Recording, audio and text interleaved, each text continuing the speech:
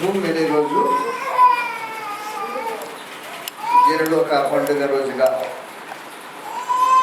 ఉద్దేశించి ప్రభువైన యేసు మృతుల్లోంచి లేచాడు అని పునరుద్ధాన దినంగా ఆచరిస్తున్నారు. దాదాపుగా ఉదయకాలమే కార్యక్రమాలు ముగించుకొని ఇళ్ళ కాడ విశ్రమిస్తూ ఉన్నారు. ప్రభువైన యేసు మృతుల్లో నుంచి లేపబడింది పెంతెకోస్తు రోజున సంఘస్థాపన జరిగింది. ప్రభువైన యేసు ఏ రోజున లేపబడ్డారో మృతుల్లో నుండి అది ఆదివారం. ఆదివారం రోజునే మొట్టమొదట కొత్త నిబంధన ప్రారంభమైంది. ఆదివారం రోజునే సంఘస్థాపన జరిగింది.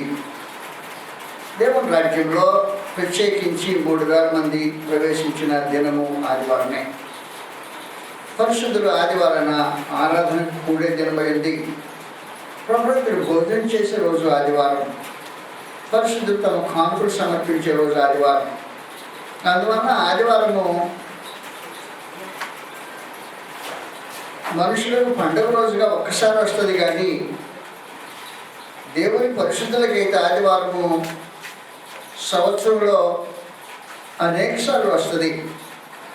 అందువలన వాస్తవానికి ఇది మనకు ఆదివారము పండుగగా ఆచరించే భోజనం సంబంధించిన పండుగ అది. అంతేగాని లోకం ఆలోచన చేస్తున్నట్టు ఇది ఒక ఈస్టర్ పండుగ దినము అని కాదు. అందువల్ల లోకం ఆలోచన చేసిన రూపంగా కాకుండా దేవుని గ్రంథంలో దేవుని ప్రజలు ఆలోచన చేసిన విధంగా మనం ఆలోచన చేయడానికి కూరుకోవాల్సిన అవసరం ఉంది. 2 పేతురు 1వ అధ్యాయంలో మొదటి వచనం ఇలా రాయబడింది. 2 పేతురు 1వ అధ్యాయం 1వ వచనంలో యేసుక్రీస్తు దాసుడును అపోస్తలుడైన సీమోను పేతురు మన దేవుని యొక్క రక్షకుని యేసుక్రీస్తు యొక్క నీతిని బట్టి మా వలనే అమూల్యమైన విశ్వాసం పొందిన వారికి శుభమని చెప్పుడైనది. కాబట్టి రాయబడింది సామాన్యులైన వారికి కాదు. అపోస్తలుడు ఎలాంటి విశ్వాసం కలిగి ఉన్నారో వారి వలనే మా వలనే అమూల్యమైన విశ్వాసం గల వారికి శుభమని చెప్పుడైనది. కాబట్టి దేవుడి పరిశుద్ధులకు రాయబడిన విశేషమైన గ్రంథం ఇది. అపోస్తలులు లాంటి అమూల్యమైన విశ్వాసం గల వారికి శుభమని చెప్పి రాస్తూ ఒక పాత సంగతి కొత్త రూపంగా తెలియజేస్తున్నాడు. 3వ అధ్యాయం 3వ అధ్యాయంలో 9వ వచనం. కొందరు ఆలస్యమని ఎంచుకున్నట్లు ప్రభు తన వాగ్దానం గురించి ఆలస్యం చేయవాడు కాడు, కానీ ఎవడుని నశింపవాలని ఇష్టంపక అందరూ మారు మనసు పొందాలని కోర్చు మీడ దీర్ఘశాంతం గలవాడై ఉన్నాడు. మారు మనసు పొందమని అపోస్తలులు లాంటి అమూల్యమైన విశ్వాసం కలిగిన వాళ్ళు చెప్తాడేంటి? మారు మనసు పొందమని లోకస్తులకు చెప్పినప్పుడు చెప్పమంటే వేరే సంగతి. మారు మనసు పొందమని అవిధేయులకు చెప్తే వేరే సంగతి. మారు మనసు పొందమని చెప్పేది అవిధేయులకు కాదు, ఎలాంటి వారికి మావలే అమూల్యమైన విశ్వాసం పొందిన వారికి శుభమని చెప్పి వస్తూ మీరు మారు మనసు పొందాలి అంట. మారు మనసు అనేది వన్ టైం యాక్షన్ కాదు. ఏదైనా మారు మనసు పొందామంటే బాప్తిస్మం పొందాం అనే కార్యక్రమం కాదది. మారు మనసు అనేది అనుదిన జీవన చర్య ఉండాలి. అనుదిన జీవన చర్య ఉండాలి. ఏ విషయంలో మనుషుడు మార్చుకోవాలో సంగతి ఎదిగి మారు మనసు పొందాల్సిన అవసరం ఉంది. మారు మనసు అక్కర్లేని మనుషులు భూమి మీద ఉండరు. ఒకవేళ నువ్వు పొరపాటు నాకేం మారు మనసు అవసరం లేదంటే నువ్వు భూమి మీద ఉండకూడదు. ఎత్తేస్తాడు అన్నమాట. అవసరం లేని వాడు నుంచి భూమి మీద ఎత్తేస్తాడు. మారు మనసు పొందాల్సిన అవసరం ఉంది. అందువల్ల మారు మనసు ఏ విషయంలో మారు మనసు అవసరమైనదో గ్రంథం తేటగా తెలియజేస్తుంది. విశ్వాసపు దిద్దుబాటు విషయంలో మారు మనసు పొందవలసిన అవసరం ఉంది అని యోహాను సువార్త 3వ అధ్యాయంలో నికోదేముకి సమాచారం అందించాడు. నికోదేము విశ్వాసియే, ప్రభునందు విశ్వాసం ఇచ్చిన వాడు మారు మనసు పొందాలి నికోదేమో అన్నాడు. అంతే. ప్రభువైన యేసు ఏరు తన వైపు ఎక్కుపెట్టి మారు మనసు పొందాలి అన్నాడు. యోహాను సువార్త 3వ అధ్యాయం. ఏ విషయంలో మారు మనసు పొందాలో తెలియదు. వాస్తవానికి 3వ అధ్యాయం మొదటి నుండి యూదుల అధికారి నికోదేము పరిశీలన ఉండేది. అతడు రాత్రి ఆయన యొద్దకు వచ్చి, బోధకుడా, నువ్వు దేవుని ఎదుట నడిచిన బోధకుడు మేము మెరుగుతాము.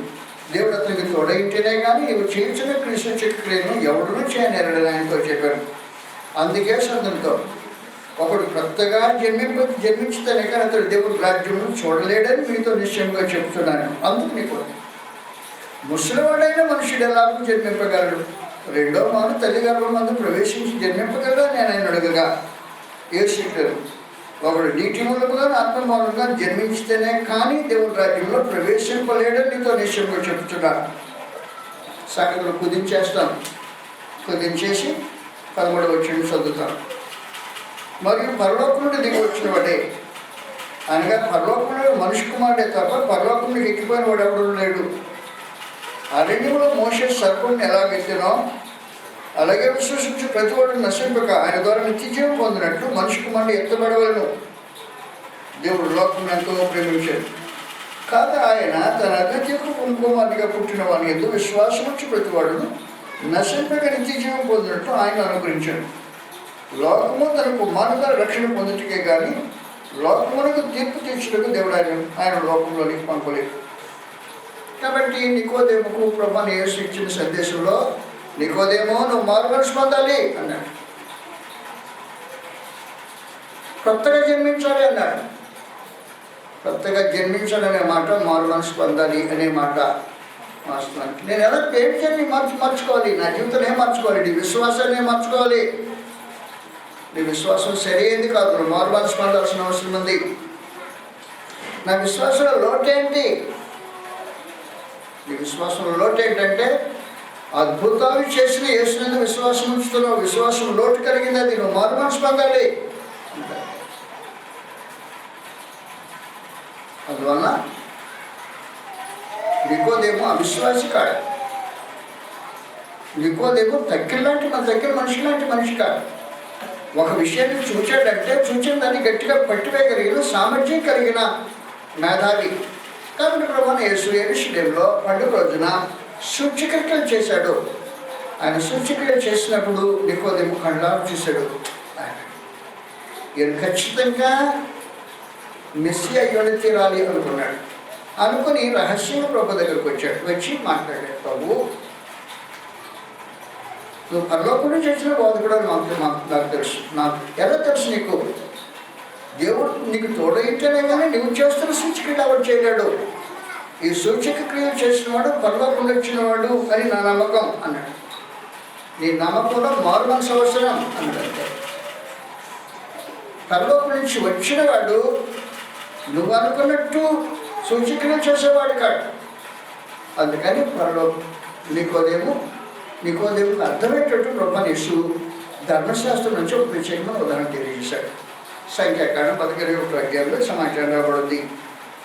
సంఖ్యాకాండం 11వ అధ్యాయంలో నికోదేమును ఆకర్షించి అతని హృదయాన్ని తాకిన విశేషమైన సంగతి ఒకటి ప్రభువైన యేసు ఎత్తి చూపించాడు.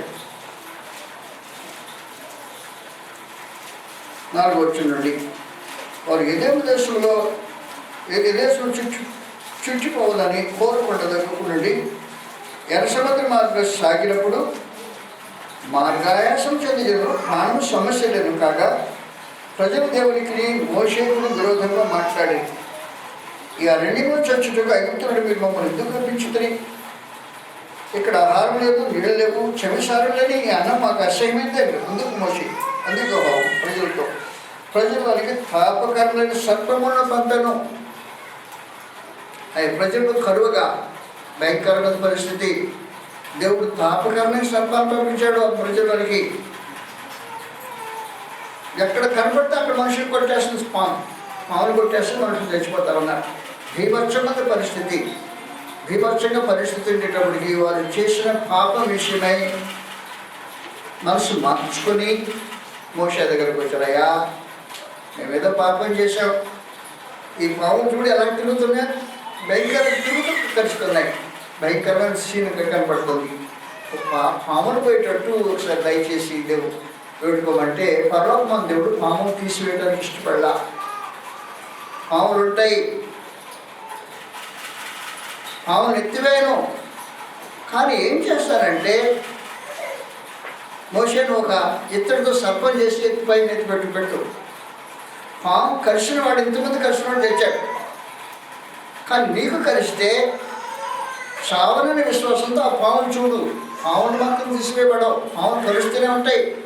పాములు కలిసిన చావకుండా ఉండడానికి ప్రత్యేకమైన ప్రత్యామ్నాయం ఏర్పాటు చేశాడు. మోషే సర్పం ఎలా వ్యక్తినో అలాగున విశ్వసించి ప్రతివాడు నశింపు నిత్యజీవం చేయబొందినట్టుగా మనిషి కుమారుడు ఎత్తబడవలను అనే విషయం. కాబట్టి మనిషి కుమారుడు ఎత్తబడాలి అనే భావనను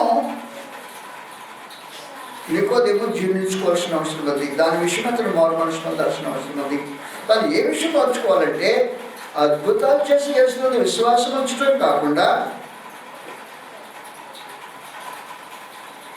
శాపగ్రాహి అనే యేసును, శిలువలో వేలాడుతున్న యేసును అందు విశ్వసించాల్సిన అవసరం ఉంది. అద్భుతాలు చేసి యేసునందు విశ్వాసం ఉంచడం సహజమైన సంగతి, శరీర సంబంధమైన సమాచారం. కానీ అద్భుతాలు చేయలేని యేసు, శిలువలో యేసు, ఎత్తబడిన యేసు అద్భుతాలు చేయలేని వాడు, అసమర్థుడు, ఛాతి కనబడినట్టుగా కనబడ్డ శిలువలో ప్రభు యేసు. ఛాతి కనబడినట్టు కనబడిన యేసునందు విశ్వాసం ఉంచుతావా నికోదేమో? కాబట్టి దేవుడు ఏం చేశాడు? నేను ఆయన పరలోకం నుంచి వచ్చేదాన్ని గుర్తుపెట్టుకోవడానికి ఏం చేశాడు? దేవుడు లోకం ఎంతో ప్రేమించాను. కాగా ఆయన తన అద్వితీయ కుమారుడుగా పుట్టిన వారిని ఎందుకు విశ్వాసం నుంచి ప్రతివాడు నశ్యంగా నిత్యజీవం పొందినట్టు ఆయన్ను కల్వరిశిలలో అనుగ్రహించాడు. అది విశేషమైన సంగతి. కాబట్టి దేవుడు లోకం ఎంతో ప్రేమించిన ఇష్టం లేఖన భాగం క్రీస్తు ప్రభువును కల్వరిశిలలో మనుషుల కోసం అప్పగించాడు అనే దానికి సంబంధించింది. కాబట్టి దేవుడు క్రీస్తు ప్రభువును లోకానికి పంపించాడని దానికి క్రీస్తు ప్రభువు శిలువ మీద ఉన్నాడు అని దాన్ని విశ్వసించాల్సిన అవసరం ఉంది. నువ్వు మారు మనసు పొందాలి నీకోదేమన్నాడు ప్రభు. కాబట్టి విశ్వాసంలో లోపం ఉన్నవాడు మారు మనసు పొందాల్సిన అవసరం ఉంది. నీ విశ్వాసం అపోస్తుల బోధకు అనుకూలమైన విశ్వాసం కాకపోతే నువ్వు మారు మనసు పొందాలి, తప్పదు. నేను బాప్తిసం పొందాను, నువ్వు బాప్తిసం పొందితే పొందుండొచ్చు, మారు మనసు పొందాల్సిన అవసరం ఉందని చెప్పాడు ప్రత్యేకించి. నీకోదేమో మారు మనసు పొందాలి, నీ విశ్వాస విషయంలో మారు మనసు పొందాలి. నువ్వేమో ఎవరు నమ్ముతున్నావంటే అద్భుతాలు చేసి చేసినందుకు విశ్వాసం ఇచ్చావు. ఆ విశ్వాసము చెల్లుబాటు కాదు. కాబట్టి విశ్వసించాల్సిన యేసు ఎవరంటే కల్వరి శిలువలో ఎత్తబడిన యేసు. దేవుడు పామును తొలగించకుండా పామును అలాగే ఉంచి, పాములు కలుస్తూనే ఉంటాయి. పాములు కలిసిన నీవు చావకుండా ఉండాలంటే మోషే ఎత్తిన సర్పం మీద నీవు సర్పం మీద దృష్టించి విశ్వాసం ఉంచాలి. పాము కలిసింది, విశ్వాసం ఉంచాలి. అలాగన శాపగ్రాహి అయిన వాడిని శాపాన్ని తొలగించకుండా శాపగ్రాహిని వారిని రక్షించడానికి ప్రభు యేసు శిలువలో శాపగ్రాహికి ఎత్తాడు. శాపగ్రాహికి ఎత్తబడి యేసునందు విశ్వాసం ఉంచితే నీ శాపం తొలగిపోతుందనే విశ్వాసాన్ని కలిగి ఉండాల్సిన అవసరం ఉందని చెప్పి ప్రత్యేకించి. అందువలన నీకోదేమో విశ్వాసం మార్పు రావాలి, నువ్వు మారు మనసు పొందాలి. కాబట్టి ఒకవేళ నీ విశ్వాసము అపోస్తులకు విశ్వాసానికి తగినట్టు విశ్వాసం కాకపోతే నువ్వు మారు మనసు పొందాల్సిన అవసరం ఉంది. మారు మనసులో రెండో విశేషమైన సంగతి, మారు మనసు ప్రవర్తనకు సంబంధించిందై ఉంటుంది. విశ్వాసానికి మారు మనసు విశ్వాసానికి సంబంధించిందై ఉంటుంది. నీ విశ్వాసం సరైనది కాకపోతే నువ్వు మారు మనసు పొందాలి. నీ ప్రవర్తన సరైనది కాకపోతే నువ్వు మారు మనసు పొందాలి. యేసుక్రీస్తు గ్రంథంలో మారు మనసును గురించి పరలోకమందు దేవుడు ప్రవర్తన గురించి మాట్లాడుతున్నాడు ప్రత్యేకించి. 18వ అధ్యాయం మారు మనసు పొందాలి. 18వ అధ్యాయం 22-3 వచ్చిన సమాచారం రాబడింది.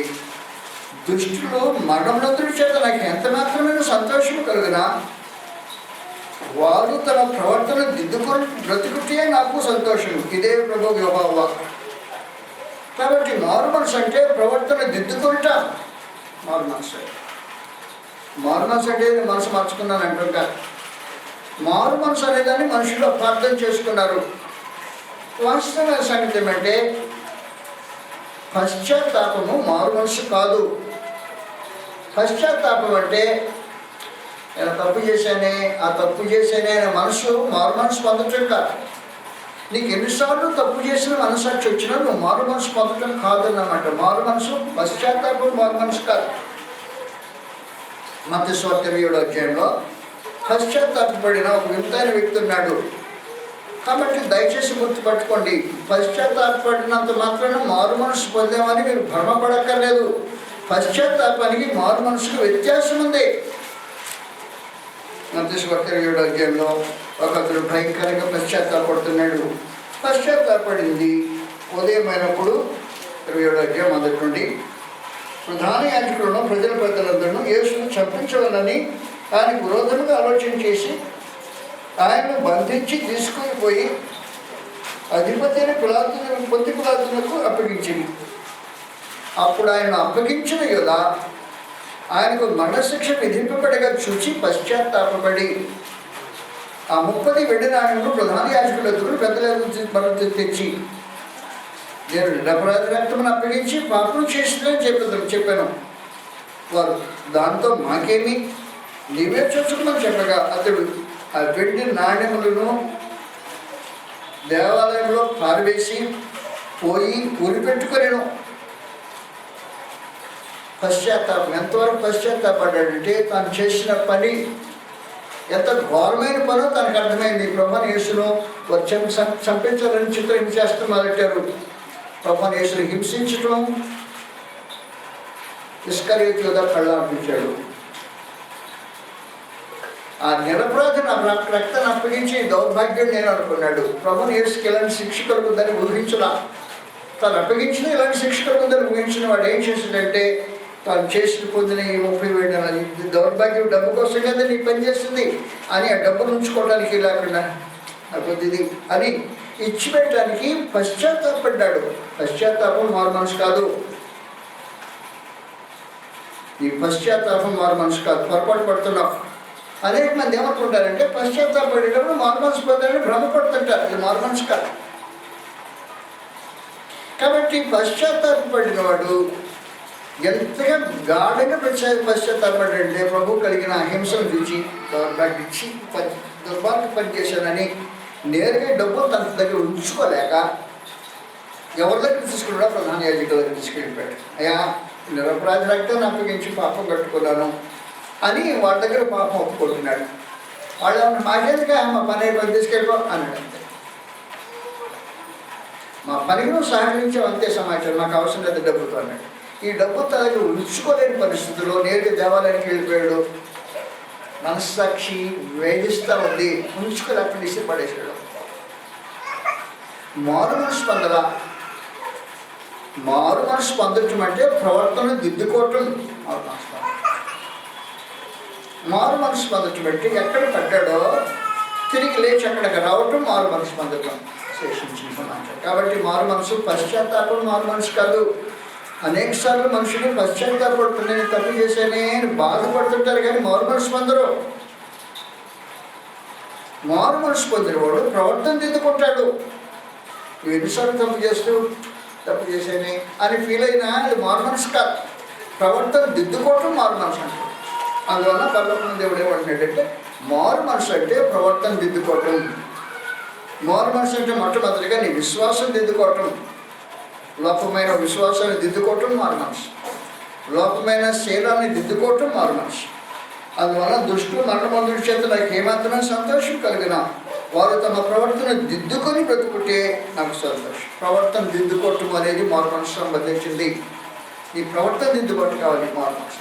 కాబట్టి దేవుడు ఏం కోరుతున్నాడంటే మారు మనసు పొంది నీ ప్రవర్తన దిద్దుకో. నువ్వేదో తప్పు చేసినప్పుడు కొంచెం ఫీల్ అయిపోయి పొరపాటు అయిపోయింది అనే ఫీలింగు మారు మనసు కాదు. అది పశ్చాత్తాపం మారు మనసు కాదు. కాబట్టి దిద్దుకోవటం మారు మనసు అన్నమాట విశేషమైన సమాచారం. మారు మనసు అంటే ఎక్కడ పడ్డాడో లేచి అక్కడికి తిరిగి రావటం మారు మనసు. అంటే పడిన స్థలానికి తిరిగి రావటం అనేది మారు మనసు. ప్రకటన గ్రంథం 2వ అధ్యాయంలో ఈ ప్రత్యేకమైన సంగతి తెలియజేయబడింది. మారు మనసు అంటే పడిన స్థితిలో ఎక్కడ పడ్డావో తిరిగి ఆ మొదటి స్థితికి చేరుకోవటం మారు మనసు. మొదటిది విశ్వాసం దిద్దుకోవటం మారు మనసు, రెండవది ప్రవర్తన దిద్దుకోవటం మారు మనసు, మూడవది పడిన స్థితిలో నుండి ఎక్కడ పడ్డావో తిరిగి రావటం మారు మనసు. 2వ అధ్యాయం 5వ వచనంలో ఈ సమాచారం రాబడింది. 4-5 వచనాలు చదువుతాను. అయినను మొదట నీకుండిన ప్రేమను నీ వదిలించమని నీ మీద నేను తప్పు నీ మీద తప్పు మోపవలసినది. నీవు ఏ స్థితిలో నుండి పడితే అది జ్ఞాపకం చేసుకొని మారు మనసు పొంది ఆ మొదటి క్రియను చేయము. అట్లు చేసి నీవు మారు మనసు పొందితేనే సరి.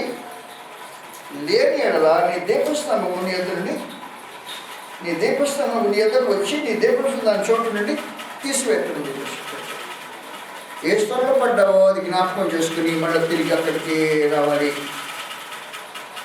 పరలోకమందు దేవుడు ఇశ్రాయేలు వారిని పిలిచి మారు మనసు పిలిపించినప్పుడు, ఇశ్రాయేలు నువ్వు తిరిగి రాదర్శన నా యొద్దకే తిరిగి రావాలని ఇర్మియా గ్రంథంలో సందేశం ఘాటుగా మాట్లాడుతుంటాడు. అందువల్ల పరలోకమందు దేవుడు ఏ స్థితిలోంచి నువ్వు పడిపోయావో ఆ స్థితిని జ్ఞాపకం చేసుకుని స్థితికి అక్కడికి రావటం అనేది దేవుడు తన ప్రజలను కోరుకున్న విశేషమైన సమాచారం. అందువల్ల మారు మనసు అనేది అనేక సార్లు మనుషులు అపార్థం చేసుకున్నా. మారు మనసు అంటే అప్పుడు భోజనం కాదంటే ఇది అప్పుడు భోజన కార్యక్రమం కాదండి.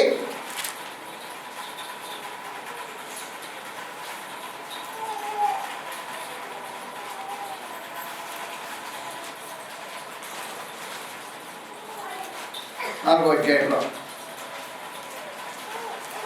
ఇర్మియా గ్రంథం 4వ అధ్యాయం సమాచారం రాబడి ఉంది. ఇదే యెహోవాకు, ఇశ్రాయేలు నీవు తిరిగి రానుద్దేశించిన ఎడల నా యొద్దకే రావాలను అని సంగతి. కాబట్టి మారు మనసు అంటే తిరిగి రావాలని ఉద్దేశం కలిగి ఉంటాం. ఇశ్రాయేలు నువ్వు తిరిగి రానుద్దేశించిన నా యొద్దకే రావాలి. వచ్చేటప్పుడు ఎలా ఉండాలి తెలిసిన, నీవు అటు ఇటు తిరుగుతా మాని అని సంగతి. మారు మనసు అంటే మళ్ళీ అటు ఇటు కాళ్ళేద్దాం అనుకునే ఉద్దేశం కదది. నువ్వు అటు ఇటు తిరుగుతా మాని నీ హే క్రియలన్నింటినీ నా సన్నిధి నుండి తొలగించి సత్యమును బట్టి న్యాయమును బట్టి నీతిని బట్టి యెహోవా జీవితుడని ప్రమాణం చేసిన జనములు ఆయన యందు తమకు ఆశీర్వాదంలో కొనుగొందరు, ఆయన ఎందు అతిశయపడుతుంది అని చెప్పేశాడు. కాబట్టి రాదర్చుకుంటే ఏం చేయాలి? నువ్వు రాదర్చుకుంటే నా దగ్గరికే రావాలి. వచ్చేటప్పుడు ఏం చేయాలంటే ఇటు అడుగు తిరగటం మానేయాలి. నువ్వు అటు ఇటు తిరగడం మానేయాలా? రెండు విశేషమైన సంగతి ఇంకేం చెప్పాడంటే న్యాయమును బట్టి నీతిని బట్టి